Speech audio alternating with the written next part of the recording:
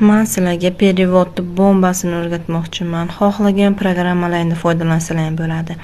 Ya'ni hozir Alipay bilan ko'p davlatlarga pul o'tkazishmi yoki Taobao shunga o'xshagan ko'p programmalardan Xitoydan ko'pchilik zakaz qiladi, lekin zakaz qilishda qiynaladi, chunki перевод qanday qilishni bilmaydi. Aslini ko'p odamlar skrin qilib olib перевод qiladi. Men sizlarga удобный, qulayini o'rgataman. Ya'ni mana shu programmani skachet qilib kiramiz. Qaranglar. Tak, hozir Alipayda, ya'ni ingliz tilida bo'lgani uchun ingliz tiliga o'girib olamiz. Ya'ni mana angliyskini bosamiz.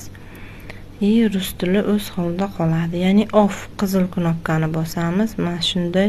Ya'ni accept knopkasi chiqadi. Uni bosib nachatni bosamiz. Ekranda mana shunday qaro dumaloq knopka paydo bo'ladi. Ya'ni buni xohlagan joylaringga yurg'izsalaring imkoni bor. Bir chiga surib qo'yib bemalol programmadan foydalansanglar bo'ladi. Mana Alipayga kirdik. Ya'ni bosganimizda mana перевод qilib berdi. Alipaydan chiqamiz.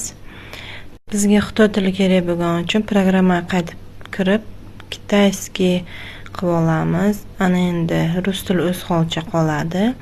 Ya'ni yoqdan chiqib Pindodoga kiramiz. Pindodo Xitoy tili bo'lgani uchun tak, mana shu yerda mana xohlagan bironta ya'ni o'zlaringga ma'qulni tanlab olib перевод qilsalaring bo'ladi. Shu ruscha bossalaring общий перевод ham qilib beradi. Lekin hozir biz bironta biron bosamizda, ya'ni imminnoy o'sha tovar haqida, ya'ni ma'lumot olmoqchi bo'lsalaring, imminni o'ziga kirib turib, ya'ni переводni bosamiz. Mana полный перевод qilib berdi. Bundan bemalol mana ko'ryapsizlar, bemalol foydalansa bo'ladi. Mana 36 mingta kommentariyga kiramiz. Ya'ni odamlar qoldirgan kommentariyalarni o'qib chiqamiz. Ya'ni bunga ham переводni bosamiz. Mana shunday qilib перевод qilib beradi. Bu programma ko'pchilikka foydali bo'ldi degan umiddaman.